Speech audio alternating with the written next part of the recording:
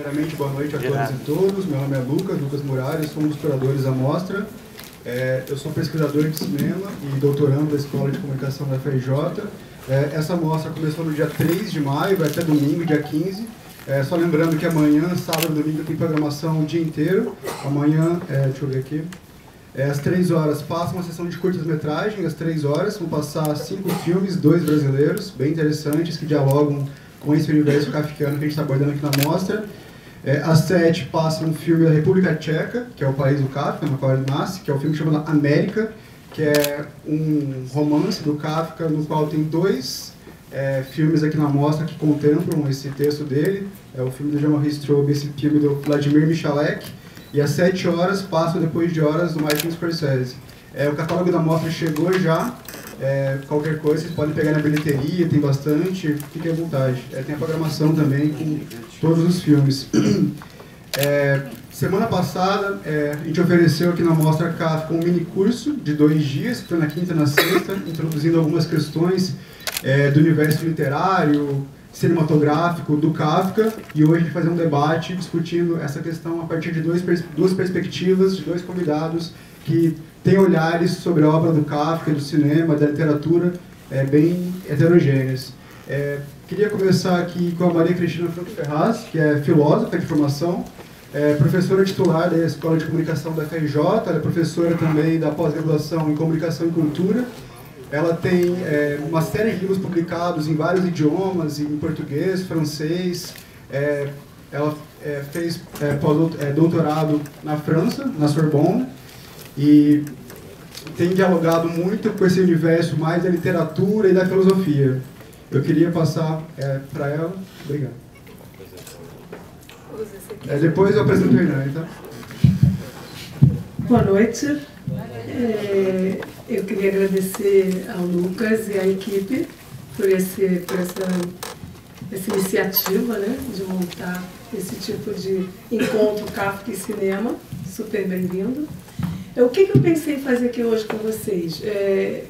Eu pensei em primeiro apresentar aquilo que eu escrevi, que está publicado no livro, no catálogo que vocês vão receber. Então isso já é uma coisa interessante, como ponto de partida. E como eu disse ao Lucas, eu falei, o que você quer que eu faça? Você quer que eu faça abordagem de alguns filmes em torno do Kafka? Aí eu não sei, eram várias opções, lembra, Lucas? E aí eu disse, você fica à vontade, eu escolhi falar um pouco mais sobre o Kafka literário, e principalmente sobre um texto muito lido do Kafka, que é a Metamorfose, né? Porque tem alguns elementos da Metamorfose que eu já andei pesquisando e que podem ser interessantes e nem sempre são muito tematizados, né?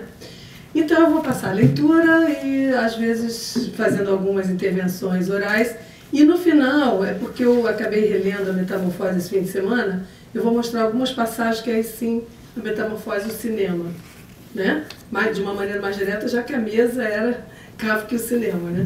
Para não ficar de um lado Kafka, do outro cinema, então primeiro o que eu apresentei, o que eu já preparei, segundo algumas sugestões do texto do Kafka com essa relação com o cinema, que aliás é bem presente, né? Então, judeu habitante de Praga, o Franz Kafka projetou uma visada oblíqua sobre o universo e a cultura alemães, criando mundos bizarros e inquietantes. Os seus relatos construíram espaços, seres, experiências tão precisos e realisticamente traçados, quanto mais aparentemente realistas e labirínticos, delineados com a surpreendente nitidez e objetividade que em geral caracterizam os pesadelos. Esse efeito de realização, de pesadelo, não deve, entretanto, nos extraviar na nossa leitura, porque não corresponde, a meu ver, de modo algum, a um deslocamento com relação a processos históricos efetivamente em curso à época. Opera, ao contrário, uma lúcida e irônica desmontagem de mecanismos de poder, de regimes de valores efetivamente presentes. Então essa é a minha premissa, né? Esses textos um pouco assim, pesadelos, né? São, na verdade, estão tratando das coisas como efetivamente elas são. Essa que é a primeira perspectiva, assim.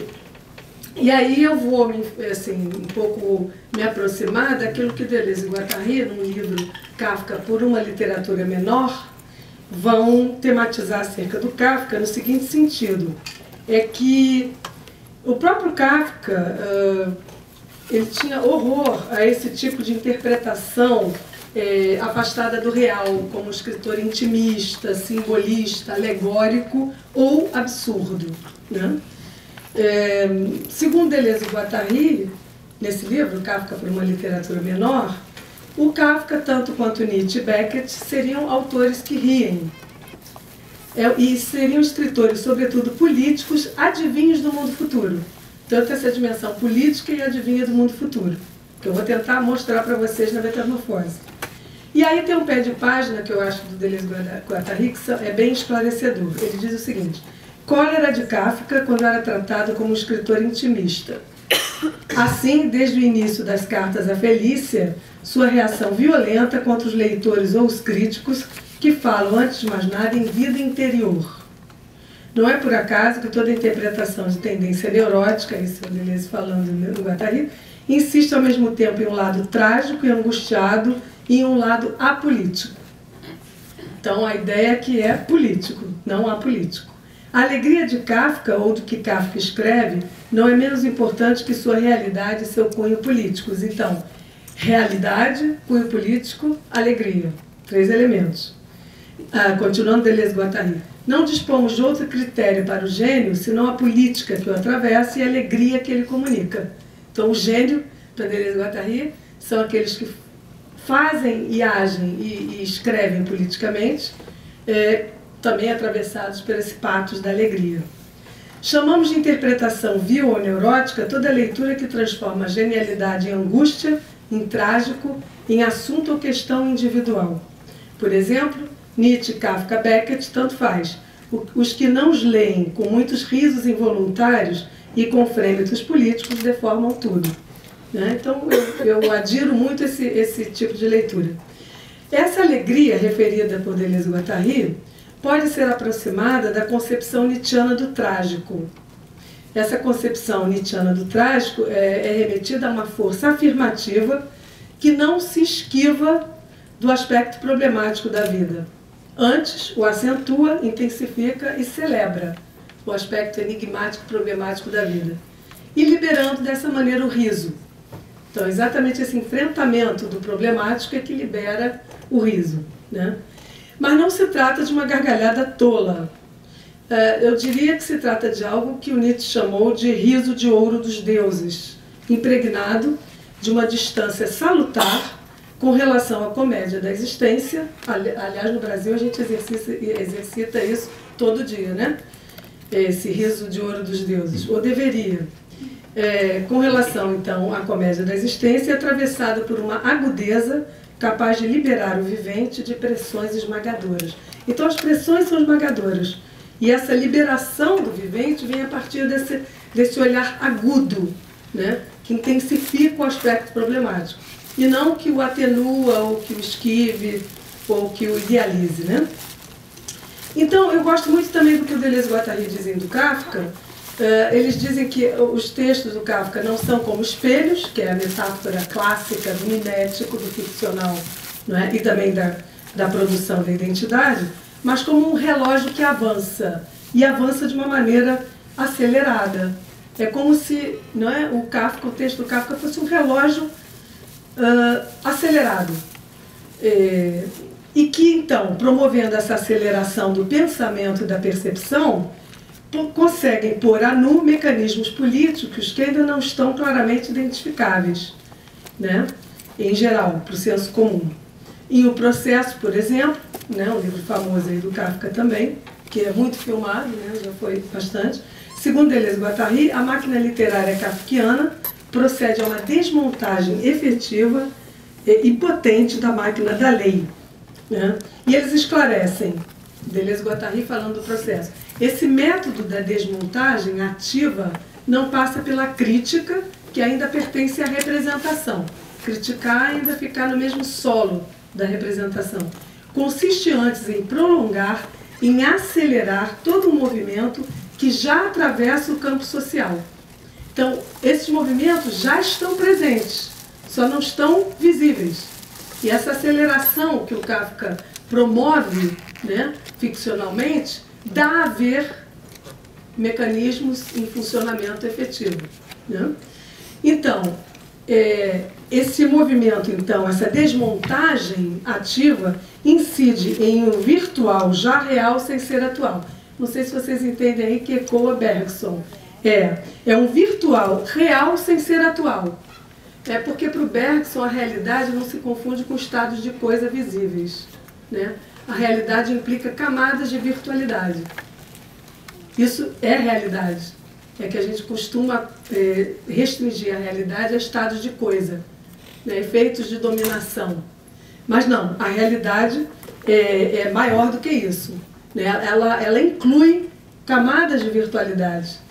Aí virtual se opõe à atual, vocês entendem? E não à real.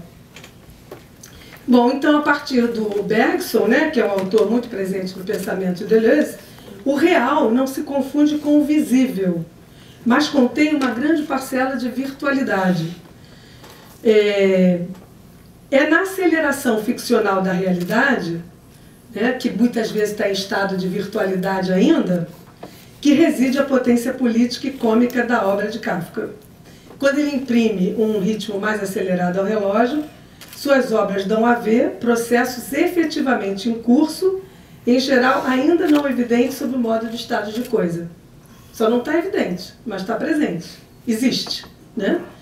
Então, o que Deleuze e Guattari, ainda para citar mais uma vez, vão dizer é que algumas potências diabólicas do futuro, Kafka está escrevendo nas décadas de 10 e 20, né? Que na época apenas batiam a porta, fascismo, americanismo, burocracia, se precipitam nos textos do Kafka e são minuciosamente esquadrinhadas, surpreendidas antes de alcançarem nitidez e até mesmo consistência histórica. Vocês entendem? Então a ideia de um relógio que acelera e dá a ver aquilo que é real, mas está ainda num plano de virtualidade e que daqui a pouquinho vai se constituir como efetivação histórica mais visível. Né? No caso, são esses três movimentos: fascismo, americanismo, burocracia. Então, nesse sentido, se você lê o Kafka colocando na chave do onírico ou do absurdo, você despolitiza, você deixa de identificar aquilo que ele está realmente nos dizendo sobre o aspecto problemático da vida e da vida naquele momento histórico. Ou o futuro, né? Que é o caso também. Bom, e aí vai entrar então a metamorfose nessa história, nessa perspectiva de leitura, ok? Primeiro eu fiz um apanhado da perspectiva de leitura, agora vai entrar mesmo a leitura. Então, como prova dessa eficácia e inserção política, residiria, como veremos, em um dos textos mais conhecidos do Kafka. Não por acaso, um dos mais lidos na chave do absurdo ou do pesadelo, a metamorfose, até porque o Gregor Samsa está acordando, né? Quando ele se flagra metamorfoseado. E aí eu quero também dizer que aqui não está em jogo uma leitura mais verdadeira do que outra. Está em jogo uma coisa que eu acho mais séria e mais grave, que é o interesse das leituras, né? A que elas servem, o que elas vão mostrar, né? Fazer o texto produzir junto. Então, para a gente observar esse aspecto mais claramente político e alegre, se é que você pode ser problemático e alegre ao mesmo tempo, mas essa é que é a graça do Kafka, né? Eu retomo uma das expressões mais significativas, que a rigor é intraduzível em português em todas as suas nuances. É justamente o inseto carapacento em que o Gregor Samsa acorda metamorfoseado no início da novela. Tá? A tradução em português é muito boa do Modesto Carone, é excelente. Ele traduz por um inseto monstruoso, lembram, né?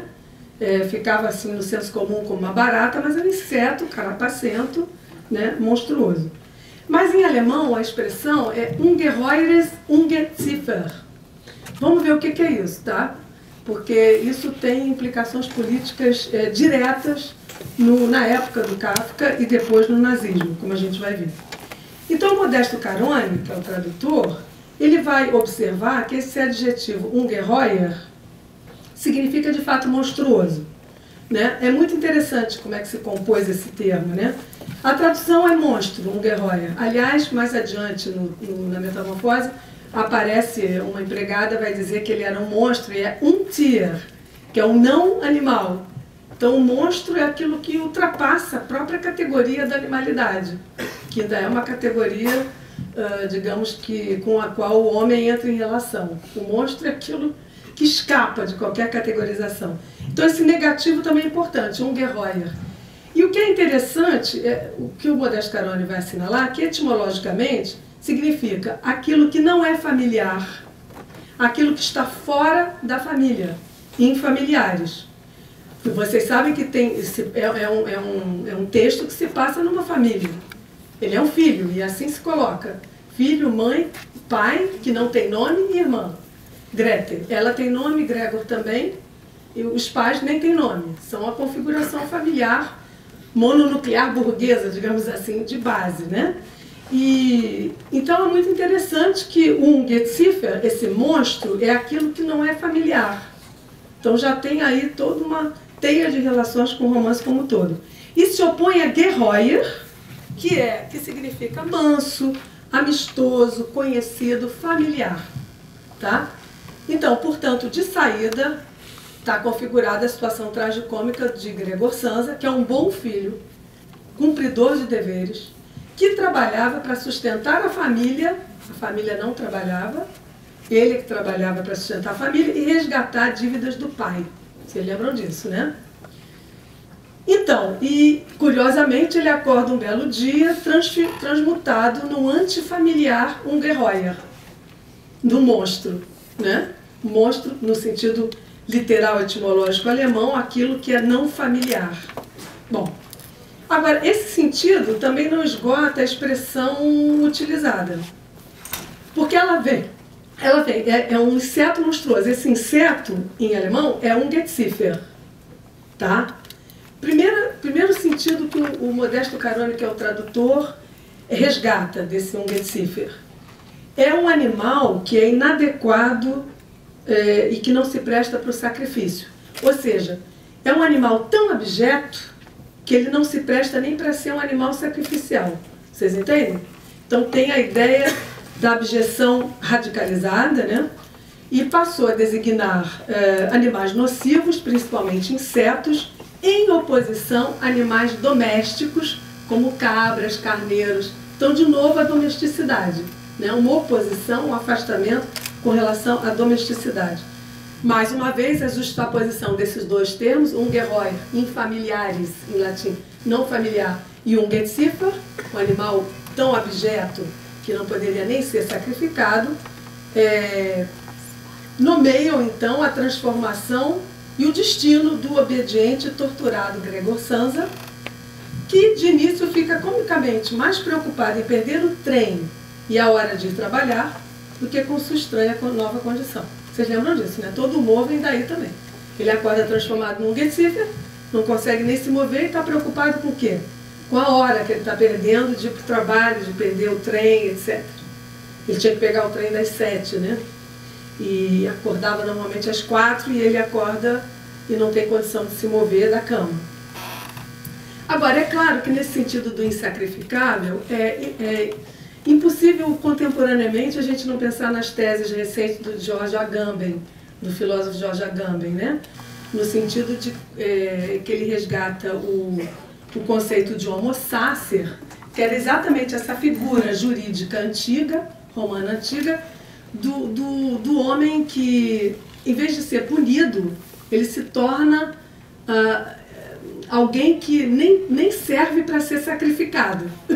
Porque quando você pune, você de alguma maneira está reabilitando, nem que seja na morte, purificando. Então esse animal não sacrificável, esse ser abjeto, é uma figura que o George Agamben resgata do campo jurídico romano antigo, que implicava o quê? Aquele homem que é tão abjeto, ele é tão condenado, que ele sequer será punido. E, né, o que acontece? Qualquer um pode matá-lo sem ser punido. Então, é um horror, né? O horror dos horrores. Horrores. E depois o Agamben vai fazer a relação entre essa figura e a situação contemporânea, né? Mas aí são várias relações que ele tece, passando por dois conceitos gregos, é o conceito de bios, que é uma vida politicamente qualificada, e zoé, que é a vida nua, né? A vida desprovida dessa qualificação humana, é a vida apolítica. Não, nessa distinção, aos poucos, o Jorge Agamben vai dizer de que maneira a vida nua é a vida que, em geral atravessa as construções de vida contemporâneas. Por exemplo, vidas vegetativas nas UTIs, nos CTIs, né? Politicamente desqualificadas. Então, de alguma maneira, esse Ungeziefer, esse não sacrificável, essa vida nua, né? Já está aí, de alguma maneira, sendo adivinhada nesse Ungeziefer, né? Já está apontada como vida... Tá ligado? Tá ligado. Tá ligado. Como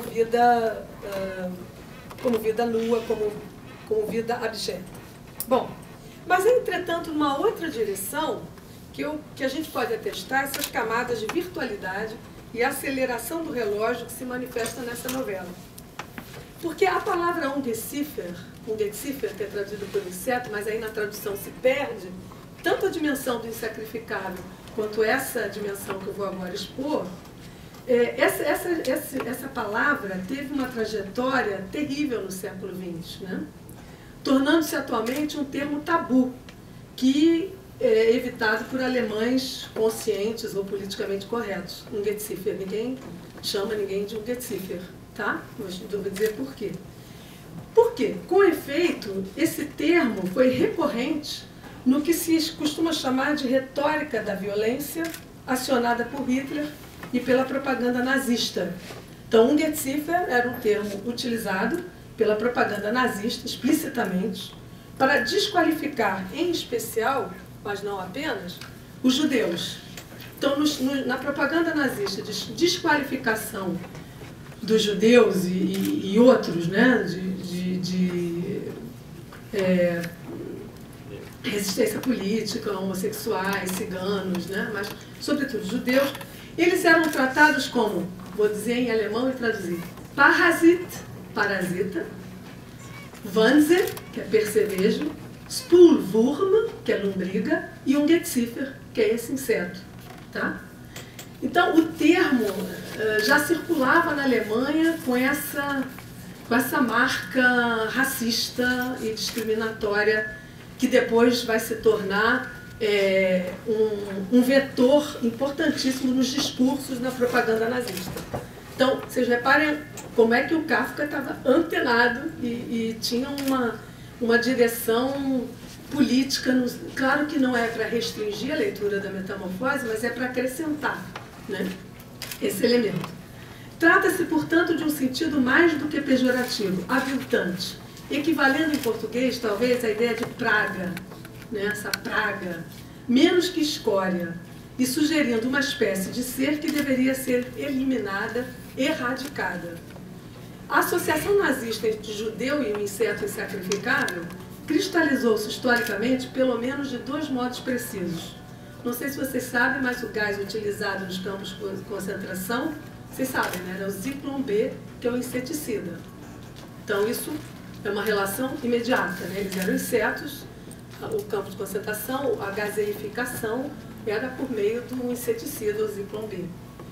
E também a redução a mais radical vida nua, pelo processo de eliminação da humanidade daqueles confinados nos campos de concentração, né? Então, esses dois elementos da vida nua, do Ungeziefer, estão aí efetuados na história política alemã. A contaminação entre... Eu quero também falar um pouco de um caso brasileiro, né? Porque no Brasil também existe essa contaminação entre a ideia de praga, verme, inseto e vida nua. Vida a ser não sacrificada, porque não chega a esse status, mas uma vida que pode ser eliminada e deve ser eliminada. Então, se manifesta também na cultura e na história do Brasil. Nossos Ungeziefer são, em geral, negros e índios, favelados, pobres ou nordestinos. Eu vou dar um exemplo para vocês, tá? é a declaração de um prefeito pedetista, Fernando Xavier da Silva, prefeito de Carlos Barbosa, que é uma cidade do Rio Grande do Sul. Ele vai dizer o seguinte: se vier uma infestação de goianos e baianos, vai começar a ter fome. Ele chama, né, a vinda de goianos e baianos para o Rio Grande do Sul com o termo de infestação ou invasão. Infestação é exatamente esse mesmo sentido de praga, né, de algo a ser eliminado.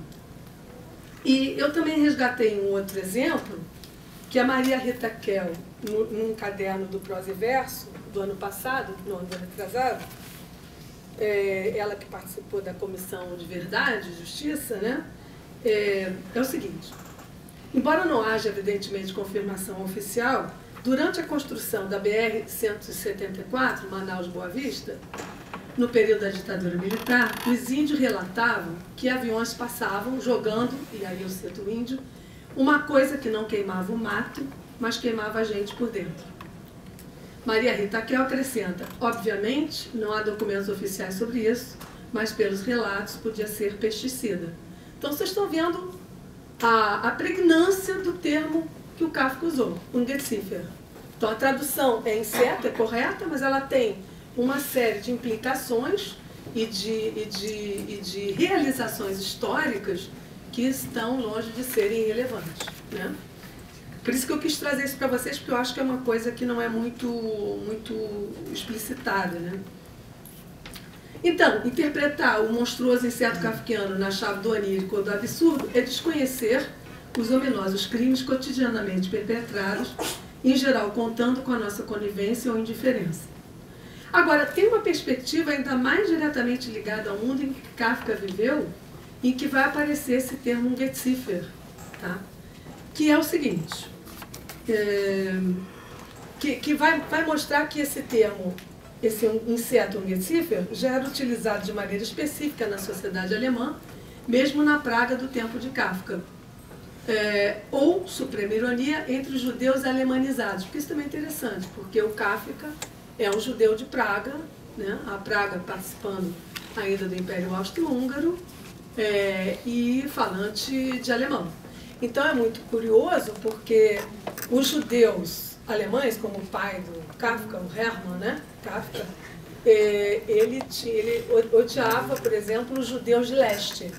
Então havia uma discriminação entre o judeu alemão e o judeu mais pobre, supostamente sujo, do leste europeu, tá?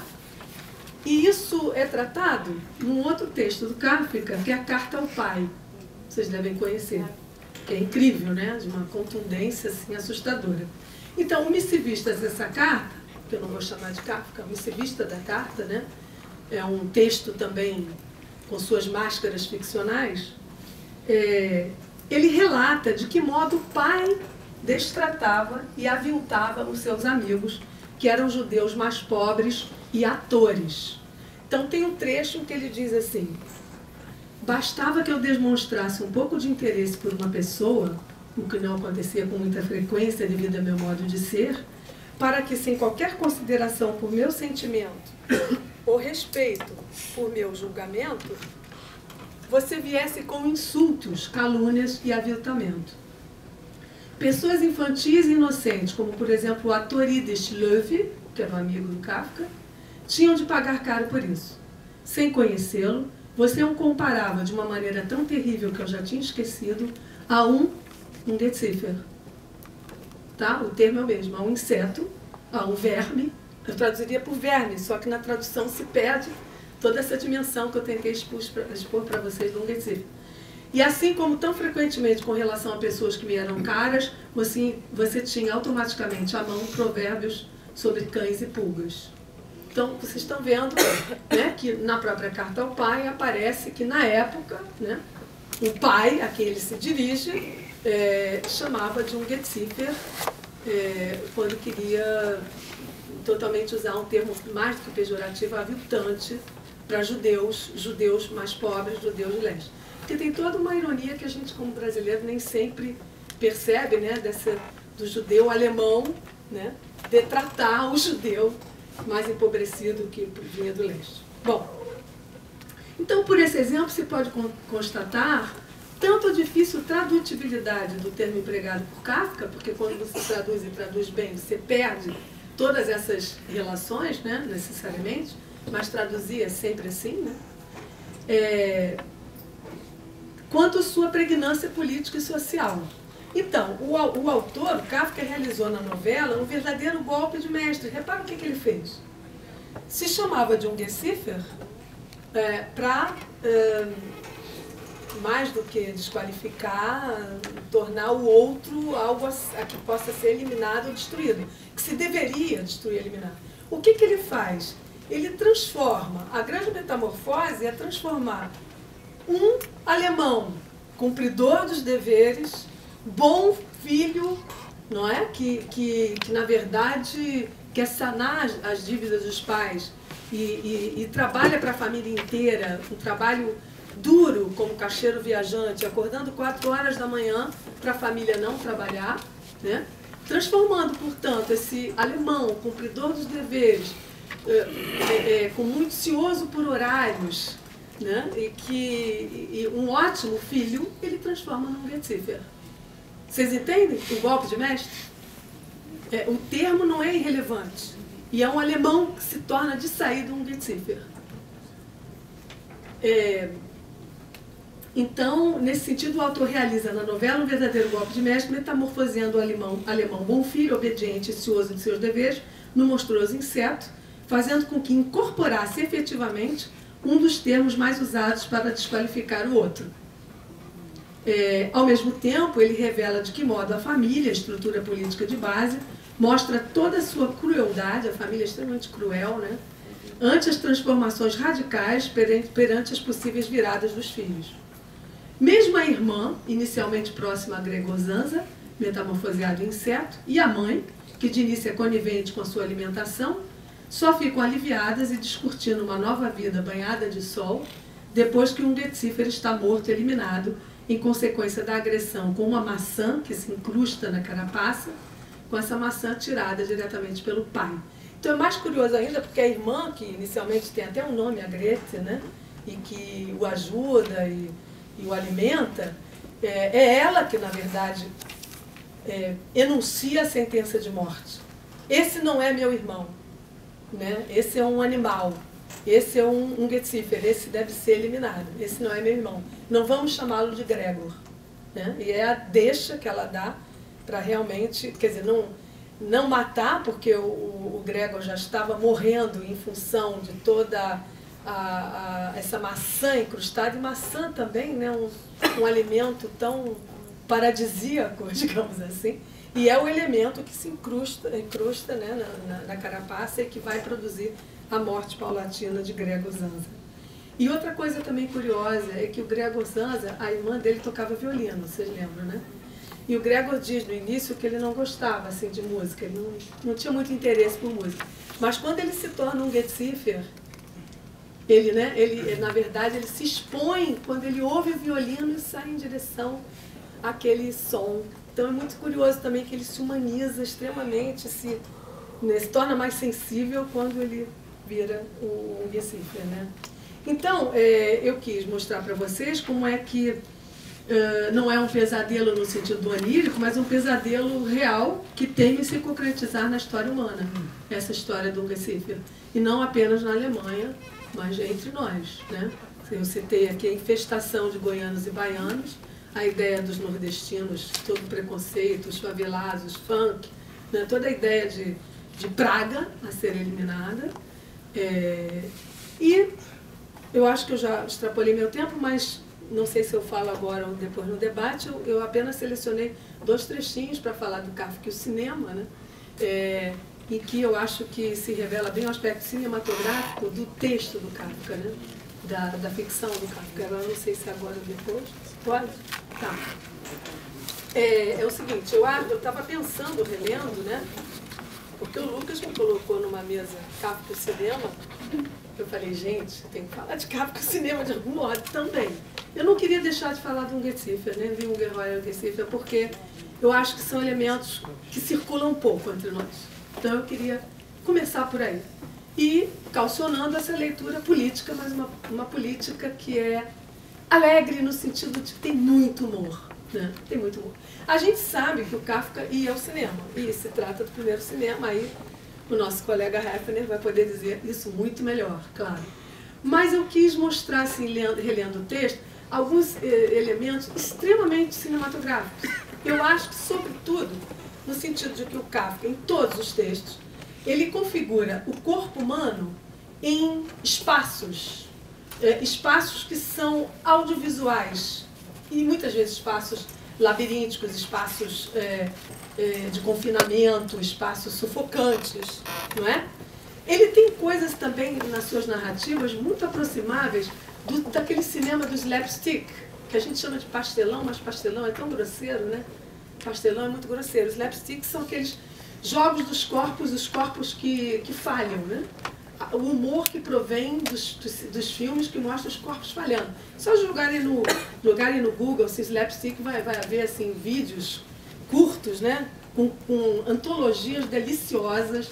Você morre de rir desse corpo que falha, desse corpo que cai, desse corpo que, né, se atropela. E se ri muito disso, né? Um corpo, uma mecânica de corpo sendo flagrada por uma outra tecnologia que mostra o movimento. Mas, e também esse aspecto que é cômico também do Metamorfose, os três funcionários que passam a alugar quartos na casa, né, do Kafka, na casa do Gregor Samsa, quando o Gregor Samsa já virou um inseto e a família tem que trabalhar finalmente, né? Então, aqueles três personagens, só do meio fala, os outros só aquecem. Então tem no processo também esses personagens meio assim, de um certo humor que tem algo do cinematográfico aí, nesse mecanismo. Mas eu vou ler um trechinho onde a parte assim, cinematográfica fica extremamente clara. Olha só, é no momento, no final do texto, em que o pai e a mãe vão até o andar, né, para ver esses três personagens descendo as escadas, indo embora. Tá? E olha a descrição, eles vendo. Eles chegam, se curvam sobre o corrimão para observar os três senhores descerem a longa escada. Então, a cena já é cinematográfica. Eles estão, né, debruçados sobre o corrimão, tem as escadas, e eles estão vendo. E o que eles veem? Olha, na verdade, devagar, mas continuamente. Então, observarem os três senhores descerem a longa escada, desaparecerem em cada andar, numa determinada curva da escadaria, e ressurgirem alguns instantes depois. Vocês entendem? É bem aquela visão cinematográfica de cima do vão da escada, né? É muito visual e é muito cinematográfico, né? Porque aí os personagens estão descendo a escada e eles desaparecem e aparecem. É bastante cinematográfico. Então, relendo esse trecho por inteiro, só para vocês dimensionarem. Observaram os três senhores descerem a longa escada, na verdade devagar, mas continuamente, desaparecerem em cada andar numa determinada curva da escadaria e ressurgirem alguns instantes depois. Quanto mais desciam, tanto mais se perdia o interesse da família Samsa por eles, e quando o entregador de carne subiu na sua direção e passou à sua frente, então ainda tem um cruzamento de movimentos, né? Numa postura altiva, o Sr. Samsa abandonou rapidamente o corrimão, junto com as mulheres, e todos voltaram como que aliviados ao seu apartamento. Então, vocês viram, a cena é extremamente visual e cinematográfica. E, finalmente, uma ceninha assim, quando o Gregor, no início, virou inseto e a família está querendo se comunicar com ele. Você não vem, você não vai trabalhar, você não vai levantar.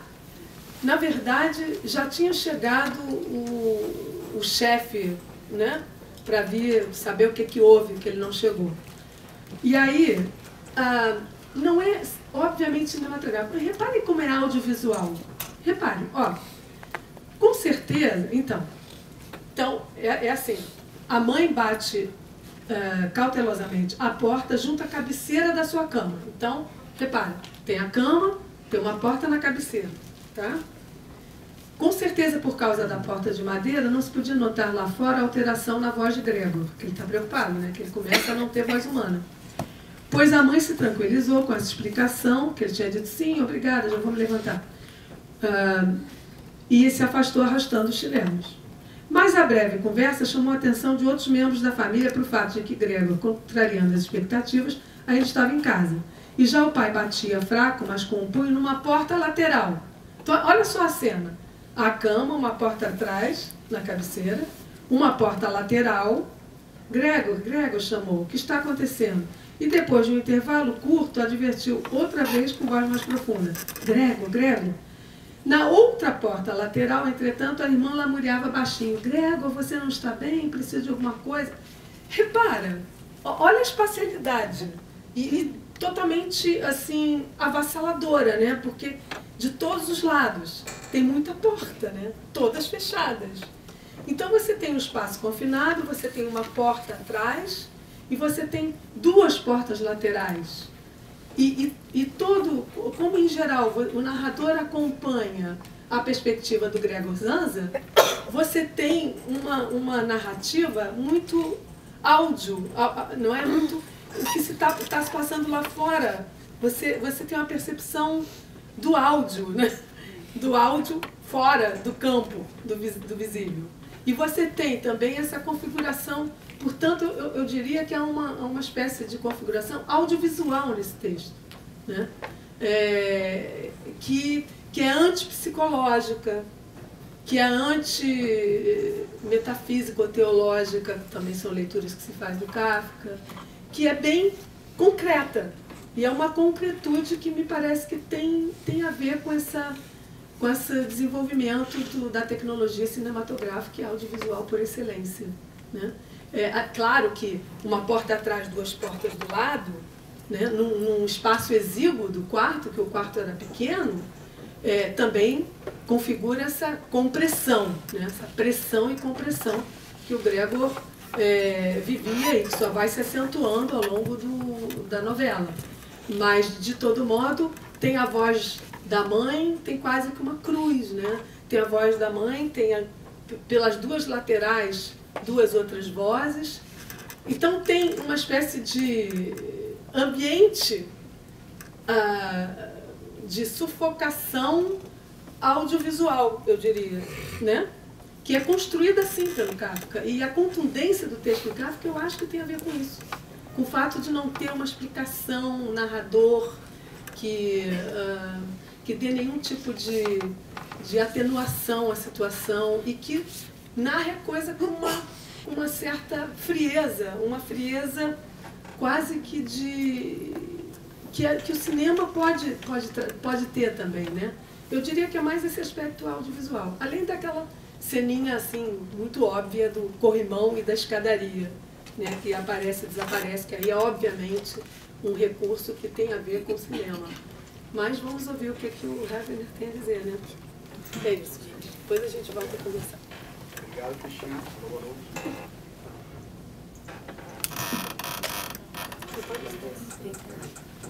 Alô, obrigado.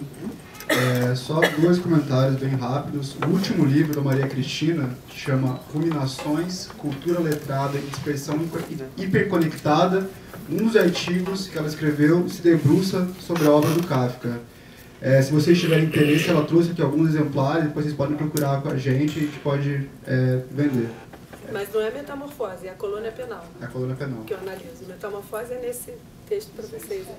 E uma outra coisa, a Cristina comentou dessa questão da tradução de alguns termos do Kafka, de como que é difícil essa transposição.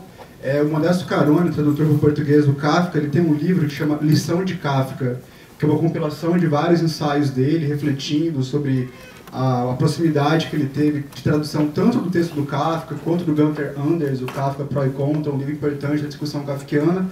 E um dos ensaios do Modesto Carone chama alguns comentários pessoais sobre a tradução literária. Ele vai refletir justamente dessa dificuldade de uma transposição de uma outra língua, a língua alemã, para o português. É um livro e um ensaio, recomendo a vocês de lerem se tiverem curiosidade.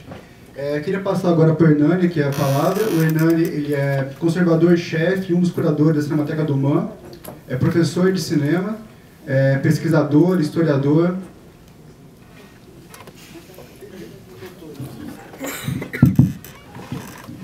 Boa noite a todos. Obrigado pelo convite. Um convite que foi muito insistente, mas tive muita dificuldade de participar mais diretamente do projeto, do evento.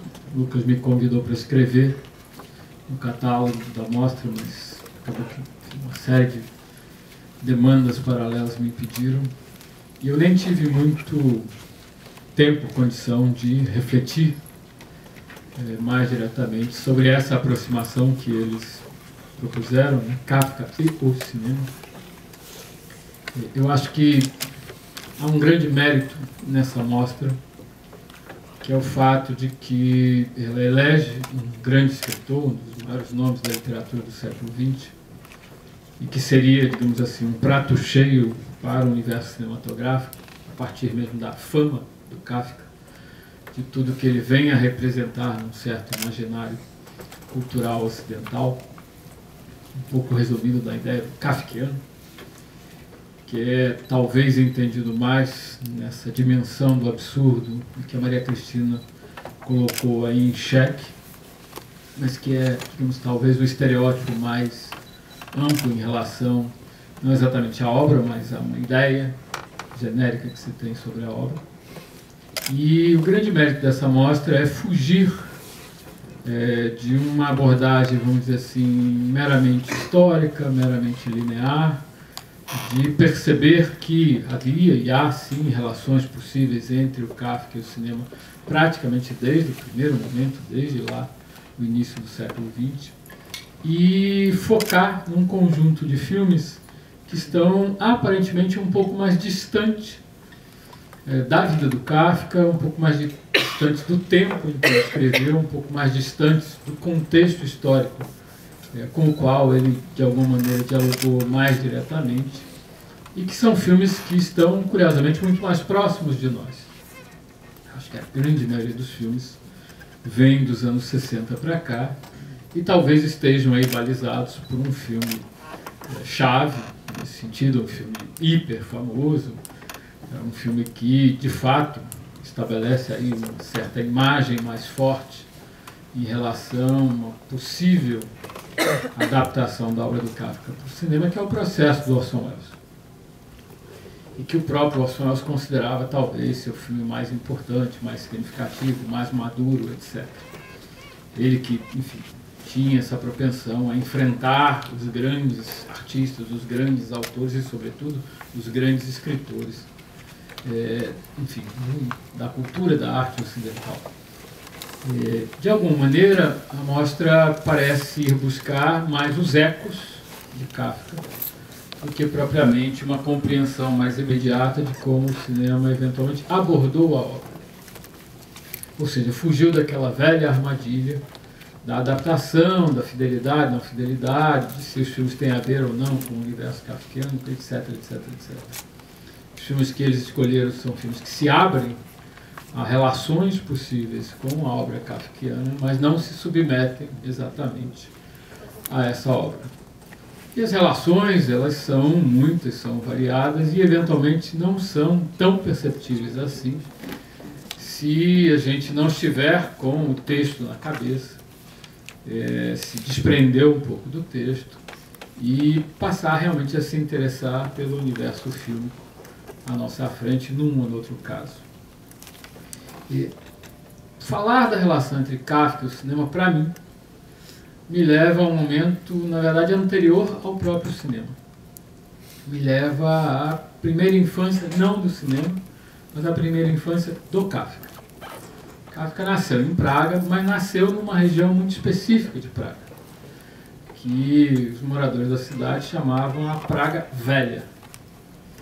É uma região mais antiga, mais periférica, mais pobre, e uma região que era reservada, sobretudo, aos judeus.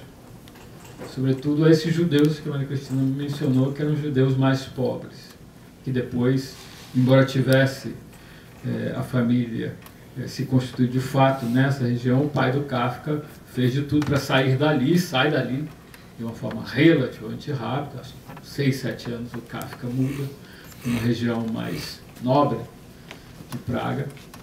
Mas é ali que ele nasce, e essa é uma região muito curiosa, embora muito pouco vista, no cinema ela não existe, mas ela existe em termos de um conjunto de fotografias muito interessantes a respeito de como eram, digamos assim, essas ruas, como eram esses bairros, como se essas colônias judaicas viviam ali entre fins do século XIX e início do século XX, como era de fato estar ali àquela altura. A primeira vez que eu topei com esse conjunto de fotografias, eu fiquei absolutamente fascinado. Nem tanto porque eu conseguia compreender exatamente ou etnograficamente, enfim, um certo modo de vida que existia ali, mas porque essas fotografias me remetiam imediatamente a um certo cinema, que era o cinema expressionista alemão ali da década de 20. Algo que, em termos, por exemplo, da seleção que eles fizeram para a mostra, vocês talvez vejam de uma forma um pouquinho mais imediata, um pouquinho mais clara, no filme do Steven Soderbergh, muito justamente intitulado Kafka, que é uma tentativa de misturar um pouco a biografia do escritor com um certo conjunto de imagens, de situações e de espaços da obra dele, e que eventualmente, de uma forma para mim muito significativa, porque isso é relativamente raro, remete mais diretamente ao expressionismo cinematográfico ali dos anos 20. Quando eu vi essas fotografias, eu reconheci, sobretudo, os cenários ali de um Caligari, de um Siegfried, de Mulher na Lua, de um Tartufo. E, na verdade, eu pude fazer essa relação entre a moradia dessa família judaica empobrecida, que, de alguma maneira, migrou ali para essa cidade do então Império Austro-Húngaro, e com, eventualmente, aquilo que acontece no cinema alemão do início da década de 20, sobretudo bem no início, que é o momento que, inclusive, coincide ali com o final de vida do Kafka. Você encontra soluções dadas, sobretudo, por arquitetos e cenógrafos, muitos deles vindos ou nascidos no Império Austro-Húngaro, que vão, aparentemente, inventar uma cenografia cinematográfica, mas que, de repente, não estão exatamente inventando, mas estão recolhendo ali elementos de uma vivência particular, específica, e que tem um caráter que eu vou chamar de medieval. Um caráter antigo, um caráter distante, um caráter inusitado, um caráter estranho, que, eventualmente, pode ser considerado um caráter de novidade. Porque, como esses bairros, eles não eram exatamente bairros populares, não eram bairros de trânsito, eram bairros fechados em si mesmos, a própria comunidade judaica se voltava para si mesma, não havia uma circulação maior, digamos, das imagens desses espaços. Isso é uma primeira relação que eu faço e que eu acho que é importante reter, não tanto porque, eventualmente, o Kafka vá construir os seus espaços nesse sentido, não vai. Nesse sentido, eu concordo com a Maria Cristina. A literatura dele, para mim, é uma literatura realista, como construção, como fraseado, como assim, estruturação e intenção, como modo de olhar e de apresentar as coisas. E os espaços são espaços plenamente reconhecíveis, mas no sentido mais trivial. É uma casa, é um quarto, é uma porta, é uma cama. Ele não vai lá, digamos, ornamentar qualquer um desses elementos. Ele não vai buscar uma imagem ou outra para esses elementos. Esses elementos, em princípio, seriam triviais. Então, aquilo que ele certamente conheceu, porque nasceu nesse espaço, ele não carrega diretamente para dentro da sua literatura, mas o que significa esse espaço, o que significam essas imagens, eventualmente estão ali, permeando esses textos, inclusive por essa distância, por essa incongruência, por algo que parece, de um lado, novo, e de outro lado, eu vou usar o termo, um tanto ou quanto absurdo, porque completamente desconhecido. Kafka, digamos assim, ele é contemporâneo do cinema. Ele provavelmente cresceu, de alguma maneira, mantendo relações com o cinema, indo ver um ou outro filme, Mas o momento em que o cinema de fato emerge para ele como algo significativo é o ano de 1912. Existe um livro chamado, traduzido inclusive no Brasil, chamado Kafka vai ao cinema, que dá conta, digamos assim, de como essa nova arte, esse novo meio de expressão, o interessou, dá conta de filmes que ele foi ver, dá conta de, digamos assim, reflexões ou simples anotações que ele teve em relação, digamos assim, ao ato de ir ao espaço ver filmes. Então, ali em 1912, ele faz uma primeira anotação mais significativa num dos seus diários, de que ele estava voltando de uma sessão cinematográfica e isso tinha lhe causado um verdadeiro maravilhamento. Ele faz uma anotação marginal das páginas do diário e ele fala que o cinema produz entretenimento no sentido de que produz alegria. Então, vai ser uma das atividades, uma das ações, vamos chamar de felizes da vida do Kafka. Ele gostava de ir ao cinema, ele gostava de ver filmes, ele se interessava por aquele universo novo, pelos eventuais mecanismos que produziam aquele universo novo. E aí se abre um campo enorme de reflexão das possíveis relações entre esse primeiro cinema, que é um dos termos que você usa para a produção cinematográfica, que vai de fins do século XIX, ali de 1893, 94, 95, até a Primeira Guerra Mundial. É importante frisar que esse momento em que o cinema emerge mais significativamente para o Kafka se dá em Berlim. Ele está morando em Berlim em 1912. Ele está lá com uma de suas paixões, que é a Felícia Bauer. Ela, inclusive, instiga a ir ver filmes. Ele descobre, ou redescobre, de alguma maneira, o cinema através dela. E o fato de estar em Berlim é alguma coisa importante, porque, de um lado, a rigor, não existe ainda um cinema mais expressivo dentro do país, ali àquela altura. A cinematografia alemã não é uma cinematografia forte antes da Primeira Guerra Mundial, não é uma cinematografia hegemônica, não é uma cinematografia sequer distintiva ali àquela altura, mas já é uma cinematografia preocupada em se tornar, de fato, um cinema mais significativo do ponto de vista econômico, artístico, político, etc. E Berlim, particularmente, que vai ser a grande meca cinematográfica do país até a Segunda Guerra Mundial, já é uma cidade interessada em atrair, digamos assim, alguns profissionais de cinema que têm uma contribuição nova, que têm uma contribuição mais distintiva, e fixar esses profissionais na cidade. Do ponto de vista alemão, qual é o cinema que interessa ali àquela altura e que provavelmente foi muito do que o Kafka viu? É o cinema dinamarquês.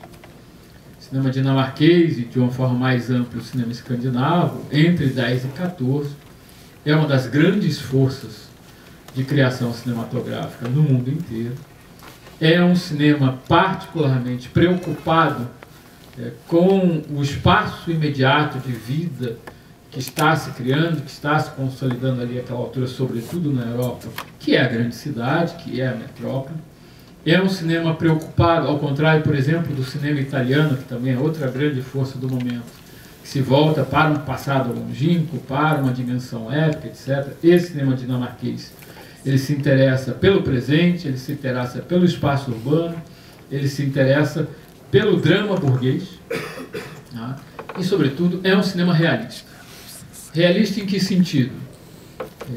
Um dos traços mais marcantes do primeiro cinema é o fato de que ele não tem, o que eventualmente veio a se chamar posteriormente, uma gramática mais particular, mais precisa de narração.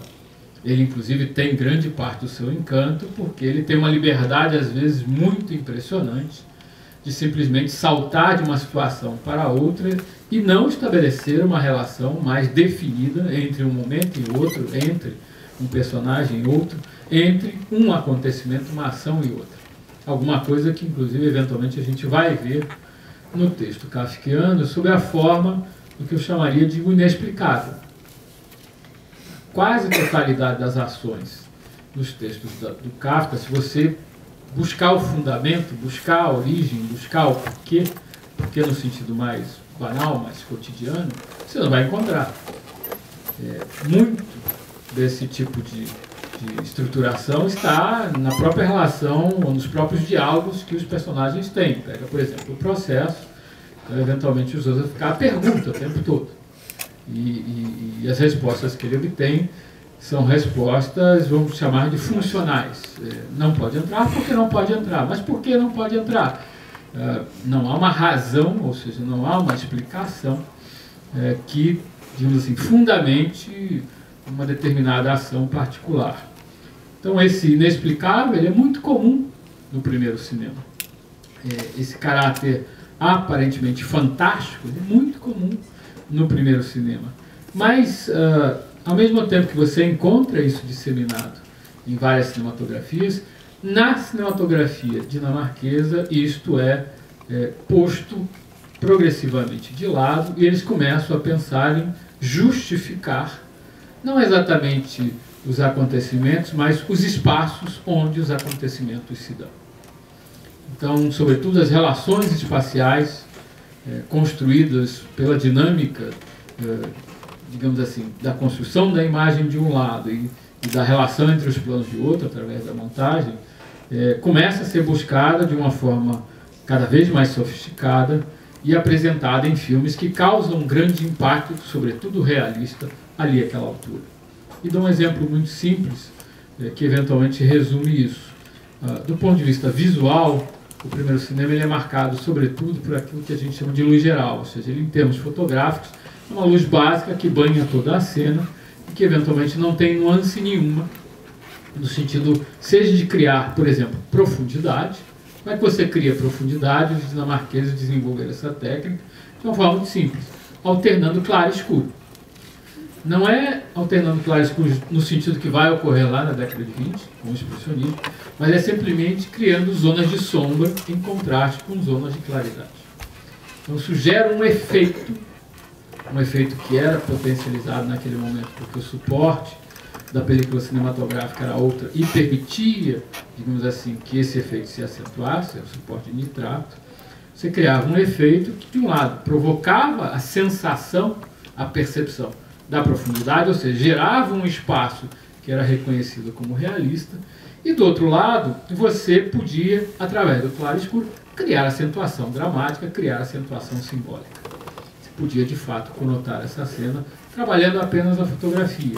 E aí, aquele é um momento muito ainda incipiente em termos, vamos dizer, tecnológicos, mas eles têm ideias as mais fabulosas, como, por exemplo, está no estúdio, o estúdio é totalmente fechado, vai ali abrir um buraco na parede para a luz do sol entrar, mas não entrar para banhar a cena inteira, entrar para banhar um pedaço da cena. Então, por exemplo, os alemães vão ficar muito fascinados por esse novo cinema, e esse novo cinema é o cinema que, de fato, faz sucesso em Berlim até o início da Primeira Guerra Mundial. Então, provavelmente, é um cinema que interessou o Kafka, talvez tenha fascinado o Kafka, e é um cinema que, eventualmente, vai produzir alguns cineastas extremamente importantes, embora ainda hoje relativamente pouco conhecidos, que têm alguns pontos de contato com a obra kafkiana. Talvez o nome mais significativo seja do Benjamin Christensen, que é, sobretudo, conhecido no Brasil por um único filme, que é o Haxan, aqui traduzido como A Feitiçaria através dos Tempos, e que é um filme extraordinário, fascinante, em seus jogos de enunciação fílmica, ora parecendo um filme estritamente ficção, ora parecendo um documentário, inclusive, muito próximo de nós, ora misturando esses elementos e questionando exatamente o que se está a ver ali de uma determinada ou de um determinado ponto de vista. Há no Christensen essa percepção que depois vai se acentuar muito, se a gente pegar um cineasta mais próximo de nós, num Jean-Marie Straub e numa Danielle Rouillet, que é essa condição material do filme como uma primeira camada de realidade ela mesma. A estratégia de criação cinematográfica dos Strove é muito conhecida, no sentido de que eles não permitem que você artificialize o registro, o que vale ao registro ali mesmo. Então nada de, por exemplo, depois de gravar o som, remixar, acrescentar elementos, tornar esse som mais inteligível, mais audível, mais belo, mais brilhante, mais isso ou mais aquilo. Deixar ele em seu primeiro estágio, deixar ele como uma espécie de signo da realidade ela mesma. O Christensen tinha esse tipo de abordagem, e isso coincide, por exemplo, com essa estratégia do Kafka de, eventualmente, o quarto é o quarto, a cama é a cama, a porta está do lado da cama, etc. E você não tem nenhum tipo de coloração, de conotação, de simbolização maior a partir da simples apresentação desses elementos. Então, de alguma maneira, de fato, foi o cinema que ele viu, foi o cinema que ele conheceu, mas eu diria que ele era um espectador muito atento ao que o cinema já apresentava, o que o cinema eventualmente poderia vir a apresentar mais à frente, de um ponto de vista virtual, e eventualmente percebendo ali algumas das questões que poderiam se associar a, digamos assim, uma certa estratégia de construção artística, de enunciação artística, a partir ou da literatura ou do cinema, e que poderia se ligar diretamente às questões que o interessavam. Aqui eu vou fazer um parênteses para indicar um filme que, de um ponto de vista mais direto, não tem uma relação tão forte com a obra do Kafka, mas, por outro lado, do ponto de vista histórico, pode ser relacionado, que é talvez o primeiro grande filme alemão ali naquele contexto, que é a primeira versão do Golem, realizada em 1914 pelo Paul Wegener. E o que é essa história, o que é esse personagem diretamente vindo da Idade Média, que, enfim, circula por meio de cenários que lembram muito esses bairros judeus periféricos, que na verdade surge para quê? O Golem é um defensor da comunidade judaica, especificamente da comunidade judaica. É um personagem que é resgatado com esse sentido preciso, ali àquela altura. A gente ainda nem está exatamente já na loucura nazista dos anos 20, ou sobretudo nos anos 30, mas já em 1914 esse personagem é resgatado com uma relação direta com um entorno visual que de fato explora o universo judaico, e com esse sentido muito preciso. É preciso haver um defensor, digamos assim, dessa comunidade, porque uma ameaça está colocada sobre ela já há muitos anos, inclusive, já desde fins do século XIX, desde os famosos protocolos de Sião, que é uma trama justamente para acusar os judeus de serem tudo reunidos e, sobretudo, serem uma praga. Tá? Isso vai, obviamente, se tornar muito evidente com o cinema que a Alemanha vai fazer ali nos anos 20, com o chamado expressionismo alemão. Há, inclusive, uma segunda versão do Golem, etc. E, de alguma maneira, o que o cinema vai fazer em relação a essa premissa de trabalho ou de enunciação imediata do Kafka, que é jamais explicar, é justamente tentar colocar ali uma explicação, tentar ali superar uma determinada condição do primeiro cinema, que é uma espécie de anarquia absoluta, de liberdade absoluta, vale todo tipo de filme, vale todo tipo de relação, e, de fato, pôr a explicação, não só dentro da cena, do ponto de vista dramático, mas na própria arquitetura de construção da narração do filme. E isso que muitas pessoas atribuem ao cinema dos Estados Unidos, de fato, foi realizado pelo cinema alemão ali na década de 20. Em particular, cineastas como Fritz Lang, como Murnau, etc. Fritz Lang, inclusive, talvez seja, dos cineastas desse tempo, aquele que talvez tenha uma maior afinidade com, digamos assim, a literatura do Kafka, com o universo criado pelo Kafka, com, eventualmente, esse poder oculto que emerge em meio à grande cidade, que aterroriza tudo e todos, e que eventualmente está ali como, digamos assim, uma espécie de figura maior que vai manipular, que vai conduzir, que vai, digamos assim, apreender e prender nos seus cordões de títere, que é o famoso Mabuse, de uma série de filmes que o Fritz Lang faz ao longo da década de 20 e início dos anos 30, que muitos historiadores consideram talvez a grande metáfora desse poder maligno que vai emergir em meio à Alemanha do entreguerras, que é o nazismo, e que, de alguma maneira, vai se tornando progressivamente, de filme para filme, literalmente uma figura oculta. Uma figura que atua sobre todos sem que ninguém possa identificá-lo, sem que ninguém possa saber de onde ele emerge, onde ele está, o que ele é. Uma figura que, na verdade, controla como se fosse uma espécie de grande deus ou de grande figura maligna e que, digamos assim, provoca uma situação de absurdo. Quer dizer, um homem comum não sabe que está sendo conduzido, ele se esbate contra o mundo, ele como que se angustia, se perde, se aliena, se destrói em meio a essas situações e jamais alcança ali, digamos assim, um sentido ou, se quiserem, uma verdade de por que aquilo tudo está acontecendo. Então, esse personagem ausente que está no cinema do Fritz Lang ali da década de 20, talvez seja um equivalente dessa explicação ausente que está ali dos textos do Kafka, que ele escreveu ali entre, enfim, fins da primeira década do século XX até ali pouco antes de sua morte em 1924.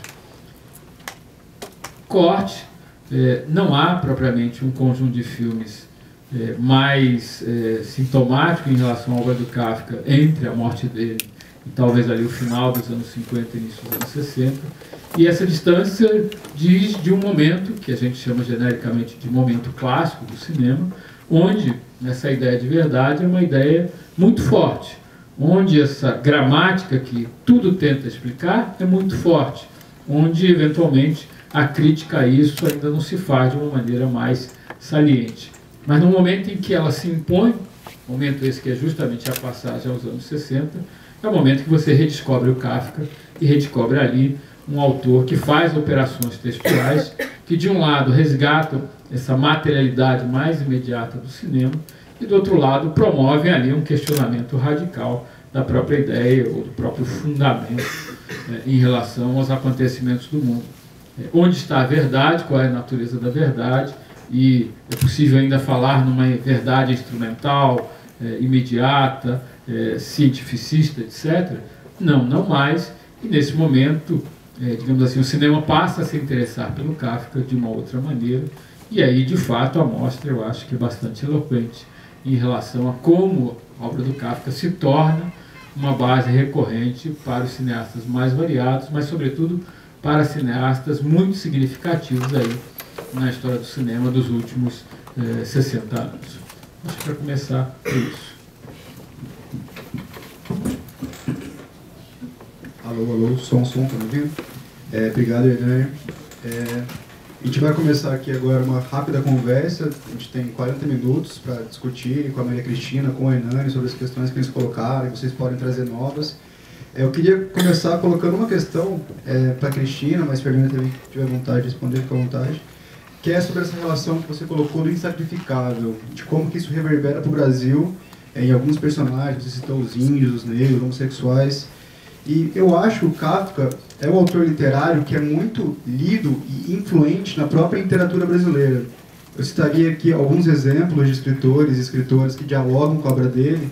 Talvez aquela que seja mais sintomática seja Clarice Lispector, mas outros como Murilo Rubião, João Gilberto Noll, Moacir Clear, são pessoas que aparentemente, alguns são judeus, têm uma relação mais próxima com o Kafka nessa via da religião, mas que o escritor do final do século XIX, de Praga, tem uma reverberação não só nesses personagens do insacrificável, mas é uma literatura que é muito influente no próprio Brasil, de como que essa questão é muito forte aqui. Eu queria que você comentasse um pouco essa brasilianidade do texto do Kafka e de como que isso é uma questão assim, muito contemporânea a nós aqui no Brasil. Eu nunca me perguntei exatamente isso, né? Mas eu acho que é uma boa observação, né? Esse vínculo. Eu diria alguma coisa, porque eu ouvindo o Hernani eu também pensei nisso, nesse aspecto do inexplicável, né? Dessas situações de extrema complexidade e que o tempo inteiro a gente sente que foge ao nosso controle, né? Eu acho que nós, como brasileiros, estamos o tempo inteiro nesse estado de perplexidade. Tudo pode acontecer de uma hora para outra, né? A gente está vivendo exatamente esse tipo de situação, né? Até no sentido macro político. Então, talvez uma das chaves seja um pouco isso. Claro, tem aí uma tradição também judaica, né? Que eu acho que é mais específica, mas eu creio que não, eu creio que é a mesma situação que a gente pode chamar de um modo mais simplista de absurda, né? Mas nesse sentido, da ausência de uma instância redentora. Eu acho que tem explicativa e redentora, né? Porque eu acho que essa relação que o Hernani fez com... Isso eu também nunca tinha pensado, o momento em que Kafka não foi inspirador de filmes. Isso é interessante, né? Porque ficou tanto tempo sem inspirar e por que em certo momento, né, a partir dos anos 60, passa a ser um aliado, passa a ser um interlocutor. Eu acho que tem a ver exatamente com essa tentativa de explicar, de dar sentido, né, de fechar o sentido que você atribui ao cinema clássico. Certamente deve ter havido anomalias dentro disso, com certeza, porque nunca é um bloco só, mas tendencialmente eu acho que essa literatura da perplexidade, essa literatura da ausência de controles do próprio sentido, né? Quer dizer, o sentido, dotar de sentido é uma maneira de se apropriar do estranho, né? De se apropriar daquilo que a gente não controla. Então, a ruína ou o abalo dessa crença, no sentido dotador de organização e de domesticidade ao estranho, eu acho que pode ser uma sintonia aí fortemente kafkiana, né? Porque eu acho que o Kafka não dá tréguas, né? Não tem redenção, não tem saída, não tem consolo, não tem explicação, tampouco. E a gente fica ante um enigma, um aspecto problemático, sem nenhum tipo de amparo. Amparo como saídas fáceis, né? Você tem problematização intensa sobre os sentidos que são produzidos e que, na verdade, não tem eficácia para dar conta da vida e da vida dos homens, especialmente. Mas isso seria devido a um excesso de materialidade, de materializações? Não, eu acho, eu não sei, a impressão que me deu nas nossas falas é que tanto o Hernani quanto eu tematizamos como uma estratégia discursiva de enunciação, né? Essa materialidade, essa pregnância desse mundo material contra o qual nós nos chocamos, né? Vai nesse sentido, de não tem uma ponte simplificadora ou redentora, um sentido apaziguador, não é?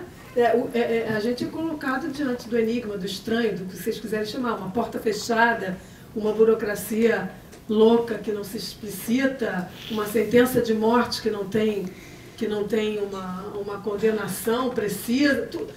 São esses quase que fatos brutos, né? Eu acho que nesse sentido, sim, essa materialidade, essa concretude, me parece que te traz esse mundo com o qual você, como leitor, também vai ter que se debater e confrontar, exatamente. Não é, a estratégia narrativa é muito precisa e muito rara, eu diria, né? Eu acho que, embora você tenha feito relações com a literatura brasileira, eu não sei se tem o mesmo grau de contundência, sabe? Você citou a Clarice, sem dúvida, muito forte, mas desse tipo de força, quer dizer, uma materialidade com a qual você se defronta, sem que você pode apaziguá-la, domesticá-la, num sentido dado ou inventado na hora, para você se livrar, isso não tem no Kafka. Não tem. E é isso que é tão instigante. E tal, aí eu acho que essa perspectiva que o Hernani traz, de um momento em que os sentidos apaziguadores ruem, né, a volta do Kafka interessando e dialogando com o cinema como interlocutor, faz todo sentido. Né? Se é que existiu um cinema massivamente... É difícil falar, e você como especialista deve conhecer melhor do que eu. Mas em linhas gerais, por que não? Né? Por que não Kafka antes? E é uma pergunta que cabe. E eu acho que talvez pudesse ir nesse sentido, né? Ainda havia uma tentativa de, né, ou não é simplificar, mas de dotação de sentido que amortece o seu embate com a materialidade bruta dos enigmas, do aspecto problemático da vida, da composição de sociedade, da política. Tudo isso é muito cru, é muito duro. Né? E o Kafka não... Eu acho que também o... Quem vai primeiro? Tem duas observações. Pergunta rápida. Comecei a observar algum tempo. Não, eu só ia, sei lá, talvez acrescentar que, de fato, eu imagino que o tempo, a densidade mental, que o tempo dos bichos se locomovendo nos quartos do Kafka, né? Tipo, é um tempo que o cinema clássico talvez não permitisse, né? Para o espectador de ficar ali observando e é muito audiovisual mesmo, mas é um tempo mais prolongado. Não sei, foi só isso mesmo. A primeira adaptação cinematográfica do Kafka é de 50, é um filme espanhol. Mas de 50 até 62, que é quando o Orson Welles faz o processo, ainda eram muito poucos filmes que foram feitos inspirados no Kafka. A partir do Orson Welles que se prolifera. Até no Brasil tem um dos filmes que estão programados aqui na mostra, que é O Profeta da Fome, do Maurício Capovilla, que foi feito 7 anos depois do Orson Welles, do processo, né? Já tem um diálogo com um conto do Kafka, que é um artista da fome, mas até 50 assim, era muito relutante às adaptações cinematográficas.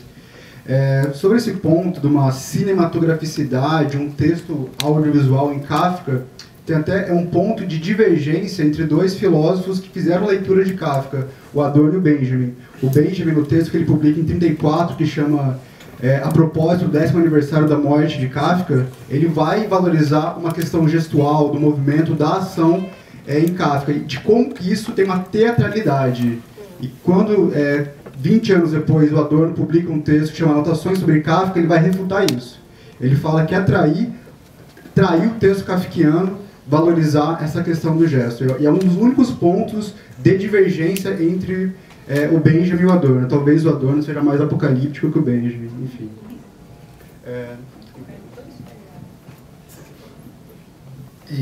Olha, você perguntou especificamente em relação ao cinema brasileiro.